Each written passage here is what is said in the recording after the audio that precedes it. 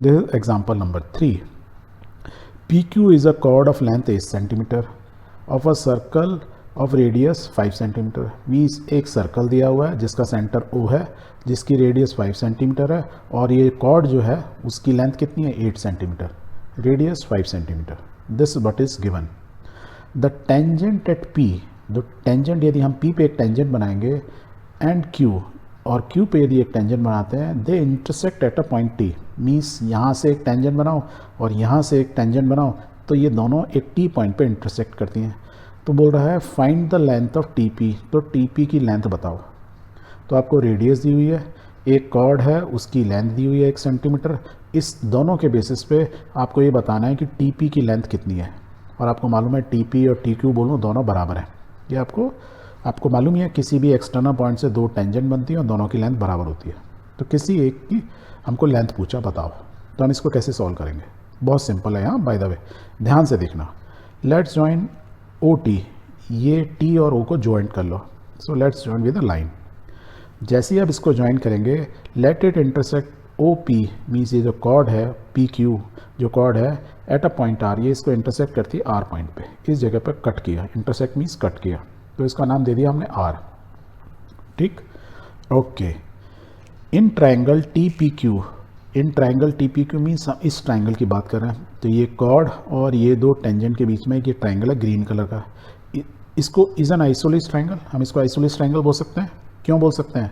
क्योंकि ये दोनों साइड तो बराबर होती हैं बाय थ्योरम 10.2 कि किसी भी पॉइंट से दो टेंजेंट बनेंगी और टेंजेंट की लेंथ बराबर होगी. जब ये किसी ट्राइंगल की दो साइड बराबर हैं तो आइसोलिस हुआ. दैट मीन्स एंगल P और ये एंगल बराबर हुआ. और एक और चीज़ हमने सीखी थी, द लाइन TQ यदि एक्सटर्नल पॉइंट से कोई लाइन जो कि जिस सर्कल की वो टेंजेंट है उसके सेंटर से यदि पास होती हैं तो इस एंगल को ये क्या करती है, बाइसेक्ट करती है दो इक्वल एंगल में. So the angle bisector of angle PTQ means PTQ angle की ये TO जो लाइन है इज एंगल बाइसेक्टर. तो हमको थ्योरम से क्लियर हो गया कि 10.2 थ्योरम से कि दोनों टेंजेंट बराबर हैं. एज अ रिजल्ट ये आइसोलिस ट्राइंगल है. आइसोलिस ट्राइंगल है. दूसरा ये है कि ये लाइन जो हम सेंटर में ड्रॉ कर रहे हैं तो इस वाले एंगल को दो बराबर पार्ट में डिवाइड कर रही है. सो वी कैन से यदि आइसोलिस ट्राइंगल होता है, कोई भी ट्राइंगल आइसोसेलेस है मीन्स दोनों साइड बराबर हैं, और एंगल बाइसेक्टर यदि कोई एक लाइन ड्रॉ होती है तो उसका मतलब ये होता है कि वो जो ऑपोजिट साइड जो third side of the triangle, that means case में क्या है कॉर्ड PQ को वो क्या करेगी, बाइसेक्ट करेगी. बाइसेक्ट करेगी मीन्स इक्वल एंगल में काटेगी. अब जब वो बाइसेक्ट करती है, बाइसेक्ट कर रही है, दैट मीन्स वो उसको इक्वल में बराबर कर रही है. दैट मीन्स ये एंगल क्या होगा, 90 डिग्री होगा, कह सकते हैं हम. और ये 8 सेंटीमीटर को हटा के हम क्या लिख सकते हैं कि PR इज और RQ is equal to 4 centimetre. ये हमने प्रीवियस क्लास में पढ़ा था 9th में. क्या पढ़ा था, दोबारा ध्यान से सुनो. हमने बोला कि ये जो ट्राइंगल बना PTQ वो एक आइसोलिस ट्राइंगल बना. क्यों बना? क्योंकि ये साइड इसके बराबर है, ये साइड इस साइड के दोनों बराबर क्यों है? क्योंकि एक्सटर्नल पॉइंट से तो हम टेंजेंट ड्रॉ करते हैं एज पर थ्योरम 10.2 ये दोनों बराबर होती हैं. अब किसी ट्राइंगल की दोनों साइड बराबर हैं तो उसके ऑपोजिट एंगल P और Q बराबर होंगे. दूसरा, यदि हमने ये भी जानते हैं कि इस T पॉइंट से एक लाइन में ऐसी ड्रॉ करूं कि जो इस सर्कल के सेंटर से यदि पास होगी तो वो इस बड़े एंगल को दो इक्वल पार्ट में डिवाइड कर. That means this is the angle bisector of this angle T. Complete angle T है. और जो एंगल बाइसेक्टर होगी और आइसोलिस ट्राइंगल होगा, दैट मीन्स वो डेफिनेटली ऑपोजिट साइड के आइसोलिस ट्राइंगल को बराबर पार्ट में डिवाइड करेगी. और वो क्या होगी, हमेशा perpendicular to the third side होगी. तो ये आ गया. और ये 8 सेंटीमीटर, दैट मीन्स ये 4 सेंटीमीटर के दोनों साइड हो गए. अब देखो एंगल POR, एक ये राइट एंगल ट्राइंगल है, एक साइड मालूम है, दूसरी साइड ये, थर्ड साइड आप निकाल सकते हो बाय क्या, by Pythagoras theorem. So let's find out इस ट्राइंगल के अंदर. सो वी विल से कि OR by Pythagoras theorem we found out 5 square minus 4 square is equal to 3 centimetre. तो ये वाली साइड मेरी क्या होगी, 3 सेंटीमीटर. अब यदि मैं इस ग्रीन में से सिर्फ ऊपर वाले ग्रीन पार्ट को देखूँ, मीन्स ओनली इस ट्राइंगल को देखूँ, so we have two triangles, this green one and blue one. और green one and blue one में आप ध्यान से देखोगे, सो वी कैन से कि sum of these two angles is 90. Which two angles, angle this angle plus ये angle, ये 90 degree है. ये एंगल क्या है, इसका नाम क्या है, T P are, T P are. और ये वाले एंगल का क्या नाम हो गया, आर पी ओ। ये दो एंगल हुए और ये एंगल 90 डिग्री होते हैं। कैसे, ये टेंजेंट है, ये रेडियस है, तो ये क्या होता है, बाय थ्योरम 190 डिग्री में बनाते हैं एंगल। ऑलवेज नॉर्मल क्या होती है, मतलब रेडियस क्या होती है, टेंजेंट के क्या होती है, नॉर्मल होती है, मीन्स 90 डिग्री एंगल बनाती है पहला। अब यदि ग्रीन ट्राइंगल में देखेंगे, ग्रीन मतलब क्या है, टी पी आर ट्राइंगल में देखेंगे तो ये एंगल तो 90 डिग्री है ही। यदि ये 90 है तो ये एंगल प्लस ये एंगल, मीन्स ये दो इंटीरियर एंगल्स का सम क्या होगा, वो भी 90 होगा। तो वी कैन ऑल्सो राइट कि this is 90 degree is equal to angle T P R. देखो टी पी आर मीन्स ये angle plus angle P T R, angle P T R, यही तो बोलना है, ये एंगल और ये एंगल जो बाकी रिमेनिंग एंगल हुए उनका सम भी 90 होता है। इससे क्या मालूम चला कि इन दोनों का 90 है और इन दोनों का भी 90 है, तो यहाँ से ये क्या हुआ, ये दोनों कट गए, तो हमें क्या बचा, angle R P O is equal to angle P T R, means ये वाला एंगल इस एंगल के बराबर है।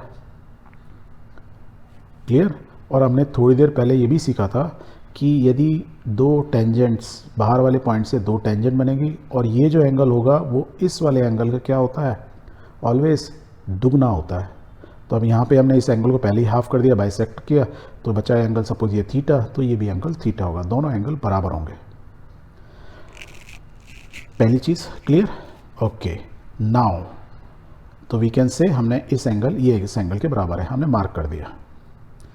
अब ध्यान से देखो ये दोनों ट्रायंगल को, इसमें ये 90 डिग्री है, इसमें ये 90 डिग्री है, ये एंगल इस एंगल के बराबर है, तो ऑटोमेटिकली थर्ड एंगल इस एंगल के बराबर होगा।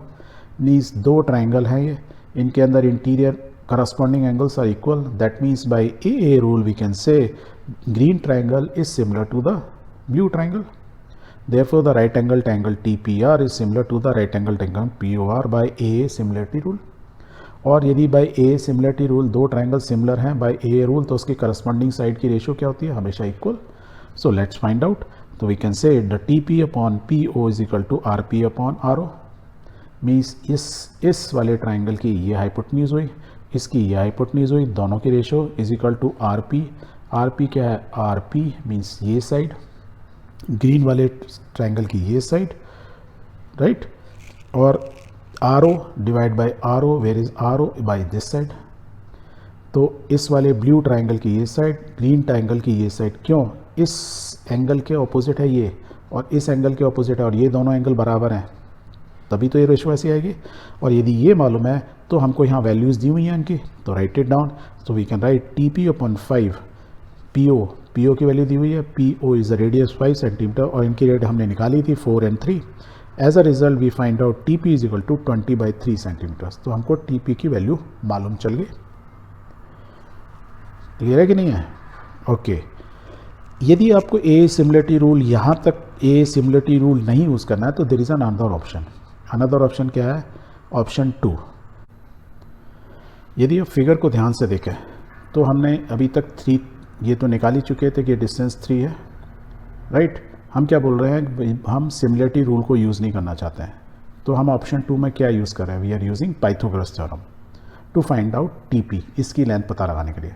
उसकी लेंथ पता लगाने के लिए हम लेट्स मार्क दीज वैल्यूज़ कि टीपी की लंबाई सपोज x है और ये यहाँ से टी आर है suppose y। So let T P is equal to X and T R is equal to Y. ऐसा लिखने से क्या हुआ, हमारे दो ट्रायंगल बन गए। एक ट्रायंगल हमारा ये वाला बन रहा है, राइट एंगल ट्रायंगल, और एक ये बड़ा वाला, दो ट्रायंगल बन रहा है। तो पहला ये ट्रायंगल, ग्रीन ट्रायंगल की बात करते हैं। तो ग्रीन ट्रायंगल में वी कैन से ये हाइपोटेन्यूज है, ये बेस है, ये परपेंडिकुलर, तो X square is equal to Y square plus 4 square, that means 16। Exactly same way में ये जो बड़ा वाला ट्रायंगल है जो 90 डिग्री यहाँ बन रहा है, तो उसकी हाइपोटेन्यूज क्या वही है, तो we can say y plus 3 का whole square is equal to X square plus 5 square. अब हमारी दो इक्वेशन आ गई, दो ट्रायंगल से, दो राइट एंगल ट्रायंगल से। इन इक्वेशन में दो वेरिएबल हैं, तो वी कैन सॉल्व। तो आप इसको सॉल्व करो एंड सॉल्व करोगे, पहले इन दोनों को एक दूसरे से सब्ट्रैक्ट कर दो। तो यहाँ से एक्स स्क्वायर की है तो यहाँ पे या तो इसको सब्ट्रैक्ट कर दो या इस एक्स स्क्वायर की वैल्यू यहाँ डाल दो। So what you are getting 25 is equal to 6y minus 7। यहाँ से y की वैल्यू आ गई, कितनी आ गई 32/6। y की आ गई, किसी भी एक इक्वेशन में डाल दो, you will get the equation of x। तो x की वैल्यू मिल जाएगी। तो y की वैल्यू को हमने पुट किया and as a result we calculated finally what we are getting x is equal to 20/3 centimetres, because centimetre में सारी यूनिट्स दी हुई हैं। तो इस तरीके से हमने x क्या था हमारा TP, this is what we assume. तो हमने पाइथागोरस थ्योरम की हेल्प से भी इसको प्रूव कर दिया। सिमिलरिटी के अलावा हमने पाइथागोरस थ्योरम से भी प्रूव किया है। क्लियर है? नहीं है तो इसको एक बार दोबारा देखो, दोबारा देखोगे, धीरे धीरे देखोगे तो यू विल लर्न कि व्हाट वी हैव डन। हमने कुछ खास नहीं किया, हमने सिंपल एक सर्कल लिया, एक दो टेंजेंट बनाए, उनके रूल को ये किया ये इसके बराबर होती है, इस लाइन को जोड़ दिया और हमने कहा ये एंगल जो होता है हमेशा इसका आधा होता है, ये 90 डिग्री में हमेशा जो रेडियस होती है टेंजेंट के 90 डिग्री बनाती है। पाइथागोरस थ्योरम से ये हमको डायमेंशन दी थी, उससे हमने 3 निकाल ली एंड फिर हमने सिमिलरिटी रूल लिया पाइथागोरस थ्योरम से, हमने उसकी टीपी की वैल्यू निकाली। सिंपल क्वेश्चन है बट क्योंकि पहली बार आप देख रहे हो तो आपको थोड़ा सा लेंथी लगेगा। ओके।